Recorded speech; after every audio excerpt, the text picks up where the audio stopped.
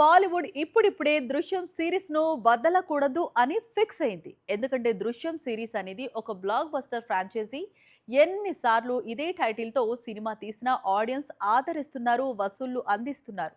దీంతో బాలీవుడ్ దృశ్యం 4 అనౌన్స్ చేసింది. కానీ ఇంకెంతకాలం అదే కథను సాగదీస్తారు అని సోషల్ మీడియాలో విమర్శలు మొదలయ్యాయి. సీక్వెల్స్ కు క్రేజ్ ఉంటుంది, కానీ ఎంతవరకు, ఎన్ని భాగాలు, కథ ఉంటే పాత్రలు పెరిగితే ఎంతైనా సాగదీయవచ్చు. కానీ సరైన కథ లేకుండా సేమ్ స్టోరీని అటు తిప్పి ఇటు తిప్పి ఎన్నిసార్లు అని సీక్వెల్ పేరుతో రిలీజ్ చేస్తారు.